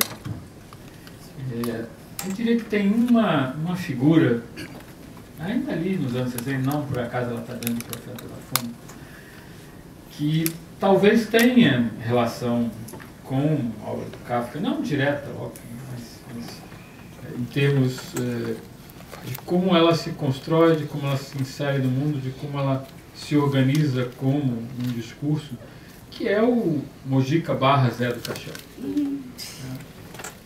Esse é um lado do universo kafkiano que está lá no texto do Benjamin, que eu não tenho a menor condição de falar para você, não tenho conhecimento. O texto do Benjamin, esse texto em particular, pega muito lá da tradição judaica, coisa religiosa e tal, etc., que eu não domino minimamente, eu não tenho conhecimento do universo judaico para passar para vocês, mas, assim, tentando simplesmente formular uma primeira ideia para vocês a partir, sobretudo, do Benjamin, o Benjamin acentua muito essa ideia de que o Kafka está lidando com a lei, e a lei pode ser entendida como a tradição, e a tradição, nesse texto em particular, é a tradição entendida pela cultura judaica. E nesse sentido, a base ou a plataforma pelo qual você estabelece as relações entre não só entre os termos, mas entre essas dimensões na vida social, é a religião. E na religião você tem ou a manutenção, vamos chamar de um status quo, ou o questionamento desse status quo, no momento em que você não obtém a resposta da lei por quê, simplesmente é porque é, e num outro momento porque você arma um discurso contra a lei. E nesse caso aí você encontra o Mojica / Zé do Caixão, e todo aquele texto que parece uma grande loucura, um grande emaranhado, uma mistureba de religiões as mais variadas, mas que se sintetiza ali num personagem que se coloca numa condição, seria não a condição santa, mas a condição diabólica, e reivindica ali, digamos assim, uma primeira lei. Eu preciso gerar a minha continuidade, o meu filho, e toda a violência do personagem parte desse pressuposto. Eventualmente, a estranheza que a personagem Zé do Caixão causa em meio ao cinema brasileiro daquele momento, e que leva o Capovilla, por exemplo, a se interessar pelo Mojica no momento da proposição do Profeta da Fome, eu acho que pode ser, digamos assim, uma ideia a ser buscada, perseguida, pensada, trabalhada, e talvez se encontre aí alguns elementos, digamos assim, da arte kafkiana e digamos, dos sentidos que eventualmente ela está ali desenvolvendo, sobretudo nessa dimensão que eu não tenho condição de falar para vocês. Eu acho, digamos, a obra do Mojica ali naquela altura uma obra realmente muito singular, muito surpreendente, muito distante de toda a nossa tradição, se é que posso falar assim, e que ainda hoje ela nos desafia de alguma maneira, e é uma obra que se aproxima muito do que a Maria Cristina levantou. Eu vou resumir na ideia do inseto. É uma obra povoada por insetos, por tudo quanto é lado, e é uma obra onde os personagens se acusam dessa condição. O Mojica pretendeu fazer um filme que ele nunca terminou, foi terminado por outra pessoa, que se intitulava muito diretamente A Praga, que é um filme que foi iniciado no final dos anos 60 e foi terminado há uma década atrás. Eu queria abrir para perguntas.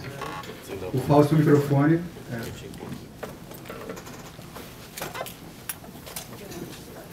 Boa noite. Eu queria perguntar para vocês, imagino, talvez que a Maria Cristina não tenha visto, porque é um filme muito raro, mas o Hernani viu, eu acho que conheceu, porque citou agora o filme que abriu a mostra, O Profeta da Fome, do Capovilla.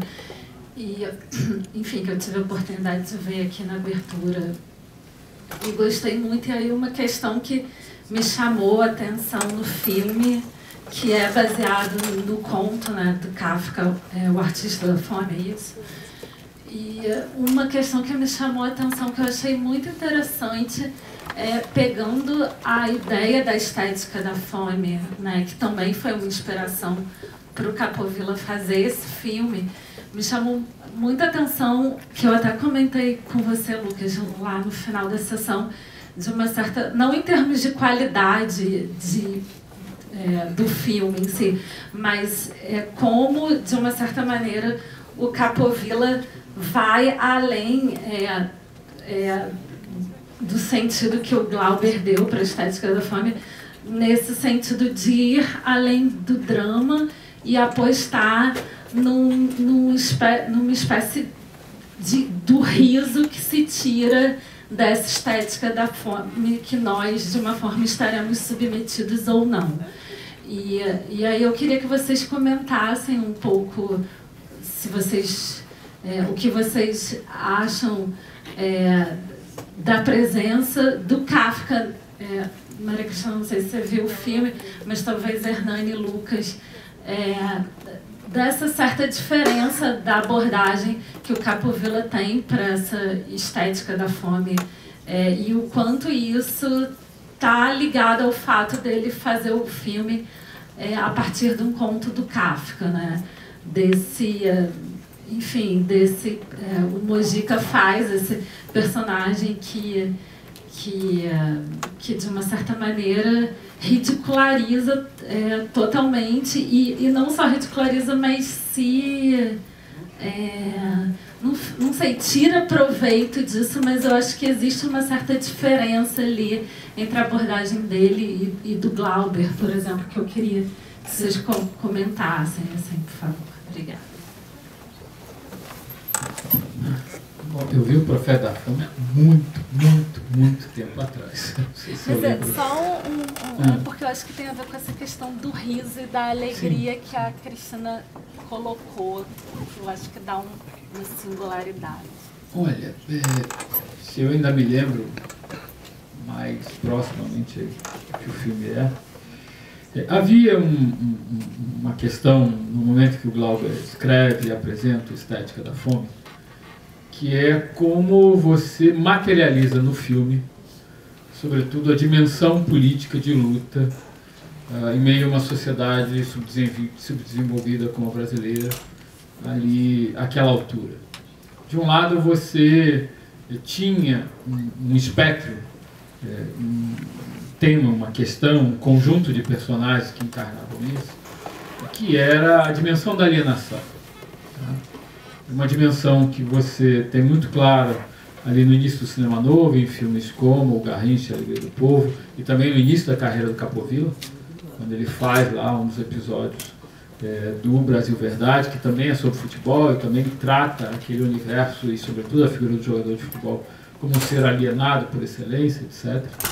E você procura responder a uma dessas condições da sociedade brasileira através de uma pesquisa estética, uma pesquisa artística, e que na Estética da Fome é, sobretudo, a ideia do choque. A ideia do choque, sobretudo na construção do filme, na articulação do filme, na enunciação do filme, que é, no fundo, uma ideia que o Glauber vai buscar lá no Eisenstein. Sobretudo, essa montagem violenta, mais do que uma atuação violenta, mais do que uma situação violenta, uma montagem violenta, e que a gente vê, sobretudo, praticada ali no final do Deus do Diabo, que é talvez a sequência mais típica nesse sentido. Mas ali, no momento em que o Glauber faz o Terra em Transe, e sobretudo o Dragão da Maldade, de um lado, e em que conjunto de cineastas que gravitam em torno do cinema novo, entre os quais estava o Capovilla, que é considerado de uma espécie de segunda geração do cinema novo, do outro lado, você começa a repensar, digamos assim, tanto a estratégia quanto o fundamento crítico de você ir contra esse personagem, ir contra esse espectador, ir contra, digamos assim, esses supostos seres alienados, e você começa a mudar de estratégia e vai buscar, por exemplo, o elemento do riso, que está presente num filme como O Profeta da Fome, mas está, sobretudo, presente num filme como Macunaíma, do Joaquim Freire de Andrade, que talvez seja um cineasta, digamos assim, mais significativo em relação ao núcleo duro do cinema novo. Por que isso? Porque você começa a repensar essa ideia do popular, começa a repensar essa figura, essa personagem popular, começa a repensar como é que é o retrato disso através do cinema. E como é que o cineasta pode lidar com essa personagem, não como objeto de crítica pura e simplesmente, mas como um elemento de construção artística que pode, inclusive, perturbar, digamos assim, o próprio processo de construção e apresentação dessa narrativa, e mais do que isso, eventualmente, começar a fazer a própria autocrítica, que é aquilo que está no Glauber. Tá? Não só uma autocrítica em relação a circunstâncias políticas e históricas precisas, mas uma autocrítica, inclusive, estética e artística. Tá? Então, eu acho que, pelo que eu me lembro do Profeta da Fome, que é talvez o filme mais incomum do Capovilla, pelo menos assim, na sua primeira década e meia de trabalho, era um filme que soava bastante incomum, porque era um filme que, de alguma maneira, destoava completamente dos outros filmes dele, destoava, inclusive, desse tom, digamos assim, mais duro que ele tinha em fazer uma acusação, não, o povo é alienado, o povo é isso, o povo é aquilo, e de se abrir para, digamos assim, um tipo de dramaturgia, e aí no sentido teatral mesmo, um tipo de, digamos assim, quase teatro de rua diante da câmara, que que punha em xeque essa instância de enunciação, que àquela altura já está muito definida dentro do Brasil, dentro do cinema que se pratica aqui, e que parece refluir, talvez inclusive, uma espécie de primeiro cinema. Tá?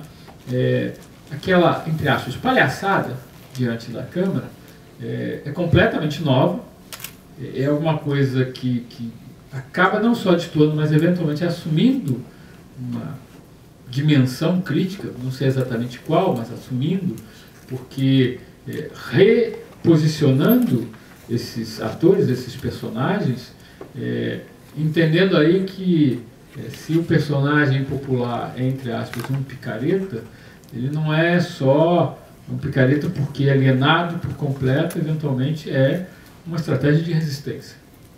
Tá? Então o cinema novo ele vai assumir progressivamente essa perspectiva, que vai acabar se consagrando quando o Nelson dá a famosa entrevista que ganha o nome de Manifesto Popular do cinema brasileiro e que está consagrado num filme como O Amuleto de Ogum. Quer dizer, fazer o filme agora inteiramente do ponto de vista desse personagem que supostamente é completamente alienado, está imerso na religião, imerso nisso, imerso naquilo, e que na verdade representa de fato o ponto de vista crítico possível em relação a essa sociedade. Eu acho que O Profeta da Fome seria um filme que indicaria esse começo de mudança, seria um filme a meio caminho entre um polo e o outro, e seria um filme que eventualmente vai buscar no Kafka uma base para fazer algo diferente que não existia no Brasil. Né? Isso é um dado importante na medida em que boa parte desse cinema novo praticado ali àquela altura vem de uma literatura brasileira muito forte, muito conhecida, muito definida. Seriana, etc, etc, etc. De repente você salta para o Kafka, que parece, em princípio, um outro tipo de literatura. Então, eu acho que, naquele momento, uma certa inquietação do Capovilla leva ele a dizer, assim, não vou por este caminho que eu venho trilhando, eu preciso encontrar outro. Qual vai ser outro? Ele não sabe bem. E, assim, pelo que eu me lembro, O Profeta da Fome é um filme muito desequilibrado do ponto de vista estético, muito irregular. Tá? Mas, ao mesmo tempo, a força dele vinha dessa irregularidade porque era uma novidade, porque era algo que destoava, e mais do que destoava, apontava alguma coisa mais significativa, alguma coisa mais interessante ali àquela altura, que é o momento, inclusive, em que a ditadura vai ficar muito mais violenta. Então, que é o momento em que você não pode continuar carregando aquela imagem, no fundo, simplista de que o povo é um problema. O povo não era um problema. Então, se o povo não era um problema, a primeira atitude é voltar a olhar para ele. Eu acho que talvez um filme como O Profeta da Fome tenha como princípio, tenha como expectativa ali naquele contexto. Tem um livro publicado por um crítico de cinema e jornalista, que é o Carlos Alberto Matos, que chama A Imagem Crítica, que é sobre o Capovilla. Está publicado pela Coleção Aplauso, que vocês encontram em PDF na própria editora, Coleção Aplauso. Ele vai fazer assim, algumas introduções biográficas sobre o Capovilla, que eu acho que é importante para entender esse momento pelo qual o Capô se debruça sobre a obra do Kafka. Ele se formou em letras na USP, ele foi aluno e orientando Antônio Cândido, ele tem todo um conhecimento literário, assim, ele estudou isso a fundo, e quando ele se forma em letras na USP, o momento seguinte de trabalho dele, o momento profissional, é de jornalista. Ele relata que ele conheceu faquires em São Paulo e no Rio de Janeiro que praticavam essa arte da fome aqui no Brasil. E essa foi uma das inspirações. A outra é a Estética da Fome, que o Hernani comentou aqui agora. E essa leitura do Kafka foi uma leitura assim, muito posterior assim, do filme. Ele estava praticamente a parte final do Artista da Fome, que está presente nesse longa-metragem do Capô.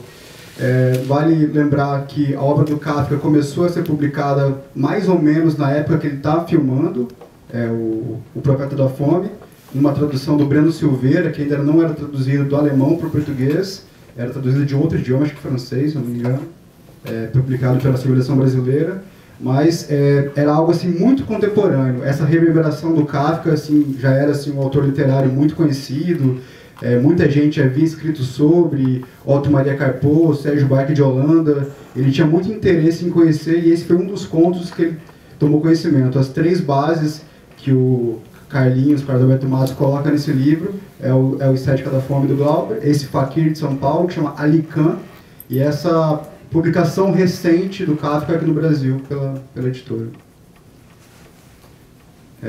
Mais alguma pergunta?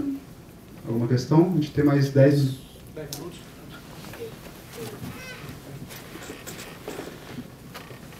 Boa noite, obrigado pela palestra. Um comentário, uma pergunta rápida. Um comentário considerando a explicação que a Maria Cristina daquela palavra de difícil tradução do alemão. Eu pensei aqui em abjeto, e talvez em vez de um inseto monstruoso eu traduzisse por um monstro abjeto, que talvez entrasse naquela explicação que você deu de uma coisa que sequer merece ser sacrificada. Meu comentário. E a pergunta é considerando o pouco que eu conheço do Kafka, mas o que foi dito aqui também sobre que ele tem personagens que estão geralmente num drama em onde eles entraram, não sabem como e muito menos como sair daquilo. Eu não sei se a pergunta seria para o Lucas. Eu assisti hoje o Anjo, e a dúvida é como esse filme se enquadraria numa mostra de Kafka e o cinema. O diretor alegou que foi intencionalmente inspirado em Kafka, ou é só inspirado no termo kafkiano, que a ideia é como esse filme se enquadraria numa mostra de Kafka. Sim. Obrigado. Quando eu pensei essa curadoria junto com o Luiz Garcia, a gente tentou pensar assim, em extrapolar a mera adaptação.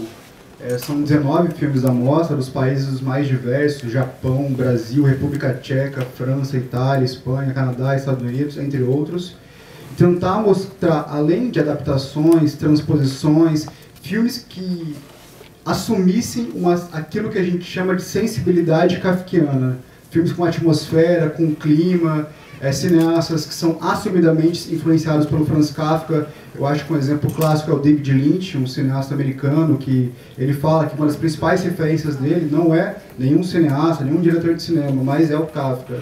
A gente tentou assim, buscar filmes que extrapolassem a própria obra do Kafka, mas que tivessem um diálogo com as questões que ele coloca, assim, dessa atmosfera, esse labirinto, esses enigmas kafkianos. A gente tentou assim, extrapolar essa ideia e pensar esse conceito de Kafka. Eu acho que o Kafka, assim como alguns outros autores literários, como Homero, Dante, Balzac, acabam se transformando em conceitos. A mulher balzaquiana, uma aventura homérica. Eu acho que o termo kafkiano também assim, é quase que já um termo do dicionário, é quase que um termo conceitual. E nós tentamos buscar na curadoria dessa mostra alguns filmes que dialogassem com esse rico universo, muito múltiplo, como vocês podem ver na mostra, animações, documentários, ficções das mais diversas. Essa foi uma das intenções curatoriais aqui da mostra na caixa. Eu senti falta aí do personagem no labirinto. Eu até entendi que houvesse um labirinto, mas me sentiu, eu não vi assim, quem estaria dentro dele, né? Essa é sua. Obrigado. Bom, eu me chamo Dinara, acabei de publicar um livro, né, que é sobre a escrita escatológica do cinema, psicanálise, cinema e literatura.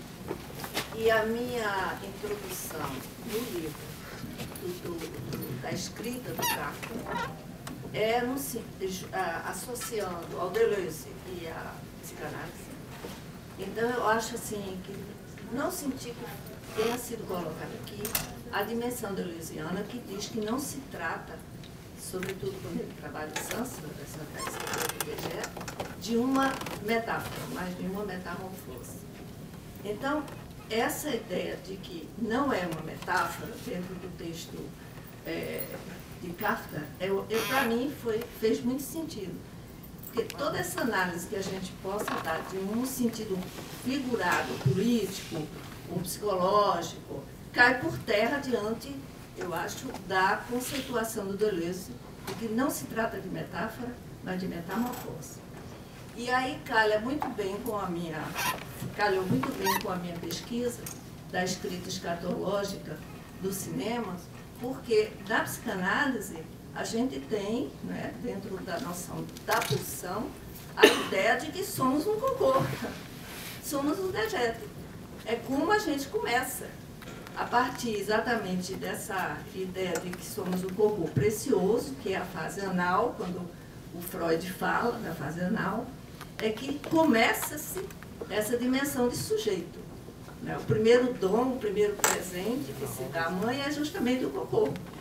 E eu acho que a noção exatamente kafkiana é de um envolvimento tal e um labirinto tal, que eu acho que isso, por exemplo, apareceu muito bem representado na escrita do filme Audiência, que eu voltei a assistir aqui dentro da mostra, e que se termina com um dejeto por onde se começou.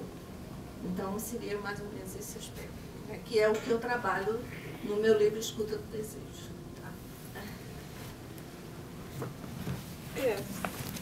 Olha, concordo com você, porque não é uma metáfora, é uma palavra, é um Geziffer. Eu quis trabalhar a palavra, não símbolo. Não é um símbolo. É uma palavra efetivamente utilizada. Claro que leituras podem ser várias. Eu disse no início da minha fala que eu não estava apresentando uma leitura como se ela fosse a melhor ou a verdadeira. Eu estava apresentando uma que eu acho interessante. O problema para mim, o critério, não é o da verdade, mas o do interesse. Né? Não, eu não estou falando de verdade. Não, eu sei, acho que é a eu sei. especificidade. Eu quero dizer o seguinte. Que é essa especificidade que a gente sim, identifica, eu usei a palavra. Né, que é kafkiano. Eu sei, mas eu não estava falando do inseto, nem do dejeto, eu estava falando o que o Gregor Samsa se transforma num Geroiras, um Geziffer. E aí eu tentei salientar que tem um certo grau de intradutibilidade que eu quis percorrer para salientar as implicações. Agora, não é metáfora, eu relacionei com tese do Agamben, do Animal Sacrificável, relacionei com outros textos do Kafka, como a Carta ao Pai, em que aparece o termo, e não fechei nenhum... Eu não quis dizer que isso quer dizer aquilo, absolutamente. Eu quis dizer que palavra foi usada e que implicações ela tem, contrariando mais, de perto, assim, leituras mais ligadas ao absurdo, ao onírico, ao teológico. Não é? É claro que aí outras leituras são possíveis, como essa relação com o dejeto, sem dúvida. Mas aí eu suspeito que você volte a fechar com uma metáfora, porque, então... O inseto é um dejeto, que é, por sua vez, o primeiro dom, que é... Eu peguei a palavra, literal. Eu quis ser o mais literal possível, o menos metafórico possível. Então, eu quero só explicitar esse gesto. Eu acho também o psicológico, talvez, que você falou. Ah, não, total. Não, mas a psicanálise não fala do psicológico, fala de uma coisa muito mais filosófica do que o psicológico. Não é o psicológico, por pouco, né? Mas eu quis dizer que eu quis ser literal, porque eu acho que o texto do Kafka, ele, para mim, alimenta um desejo de literalidade, sabe? Por isso, porque não é interpretativo. Não tenho nada para interpretar, só que encarar. Né? Então, seguindo um pouco uma espécie de pedagogia implícita no próprio texto, eu diria, né? Que leitor ele cria em mim quando eu leio? É esse leitor que não quer criar pontes interpretativas entre mim e aquele embate, porque aquele embate é mais rico do que isso. Né? E aí eu tentei ser o mais literal possível na leitura. Mas, de novo, não é uma leitura para ser a leitura. É uma leitura, né, que não se pretende nem a única nem a definitiva. Tem uma frase de um livro de diálogo do Deleuze com a Claire Parnet, que eu acho que avança sobre isso, que ele fala assim, não interpretem nunca, experienciem, tratar o texto literário como uma experiência e tentar fugir essas múltiplas interpretações que foram dadas na obra do Kafka. Porque eu acho impressionante como que muitos filósofos, historiadores, sociólogos se debruçaram sobre a obra dele, assim, uma coisa absurda. Desde Benjamin Adorno até Butler, Agamben, Deleuze, Guattari, enfim, uma multiplicidade de interpretações sobre a obra do Kafka. Não sei se eu me fiz entender. A questão é assim, a especificidade da experiência de uma leitura do Kafka. É essa, de entrar numa metamorfose. E a gente fica exatamente perdida no sentido. Uma imersão. É nesse sentido. E que aí, de fato, sua visão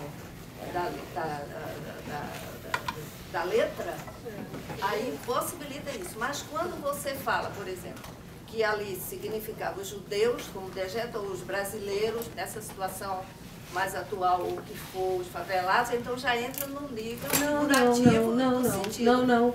Eu estou dizendo que usos essa palavra teve na própria época, no próprio texto dele. Eu acho que são elementos pertinentes para você relacionar. Não são interpretativos. Não são interpretativos. No discurso da retórica da violência nazista eram usados parasita, lombriga, o outro termo, Wanze, que é percevejo, e Ungeziefer. Então o termo que ele usou literalmente não era um termo qualquer. Tinha implicações. Porque realmente esse movimento antissemita ele vem na Europa de muito tempo. A irmã do Nietzsche casou com Bernhard Förster, que é o primeiro antissemita conhecido, veio fazer um projeto onde? No Paraguai. Depois da Segunda Guerra, que você vê, por exemplo, a imigração, os fugidos, os nazistas fugidos que se encontram na Argentina ou no sul do Brasil, a história é longa, né? Porque o Bernhard Förster, marido da Elisabeth Förster, veio ao Paraguai fundar uma Nova Germânia, que era um projeto proto-nazista. Então, quer dizer, já circulava. Então, o nazismo não aparece assim, sem estar forjado, e tem uma literalidade também nisso, né? Mas eu ia dizer outra coisa, agora me escapou. Não, eu acho que exatamente porque é opaco, porque não se deixa interpretar, que não se cessa de tentar interpretar. Mas eu acho que há interpretações que tentam apaziguar e outras que não. É a diferença, né? De qualquer maneira, o embate, a leitura, aí já não é interpretação, leitura. Leitura que você faz é sempre produção de sentido. Mas existe uma produção de sentido interpretativo que eu acho que é bom fazer essa distinção, né? Ler necessariamente vai ser uma metamorfose que implica a produção e criação de sentido. Porque nós somos humanos, somos produtores de sentido, inegavelmente, né? Então essa é a primeira coisa. A outra coisa é interpretar, ou seja, eu trazer um material prévio, eu trazer uma linha de compreensão já forjada e projetar no texto. Né? Isso eu acho que é a interpretação, interpretose, sei lá, apaziguadora desse embate. Eu acho que teria que se distinguir isso, né? Leitura e interpretação. Leitura, se você quiser, funcionando na base desse embate, mas que é sempre produtor de sentido, inevitavelmente. Eu me deparo com Gesifer, eu sei que esse termo tem repercussões, e eu tento ver, né, em que ele se repercute, mas isso para fugir de leituras metafóricas. Isso é uma estratégia também, não é? Não é um ponto final. Eu não estou dizendo que o Kafka quis falar da praga dos nordestinos, eu não estou longe de mim, mas eu estou tentando me contrapor a um modelo de leitura, abrindo para outro modelo, outra forma, que não é um modelo, outra forma de leitura, e essa forma de leitura necessariamente produz sentido, mas ela é mais proba, tem uma espécie de probidade com o próprio texto. Ela fica mais com o próprio texto, mantém uma distância, mantém o embate, mantém a relação de alteridade com o texto. E aí necessariamente vai fazer relações, né? E como eu acho que é uma relação que se é ocultada na tradução, eu quis trazer, entende? E o meu intuito foi trazer alguma coisa que se oculta necessariamente na tradução, né? Mas é sempre assim, né? As traduções são sempre mudam o relevo, né, das coisas. E é exatamente o que não se traduz é que não se cessa de traduzir também. Assim como que o não tem um sentido dado é que a gente não cessa de tentar preencher, né? Mesmo que não seja uma interpretação, com uma leitura. Eu acho que por isso que também Kafka é tão produtivo, né? Porque a gente não cessa de tentar ler, porque, de certa maneira, um filme é uma leitura. Tem uma frase do Gunther Anderson que eu gosto muito, que ele diz que o espantoso em Kafka é que nada mais espanta. Eu acho que uma frase assim que... pessoal, infelizmente, nós temos que encerrar aqui a mesa, nós já passou do horário. Queria agradecer ao Hernani, a Maria Cristina, muito obrigado. Só lembrando que a mostra continua até o dia 15.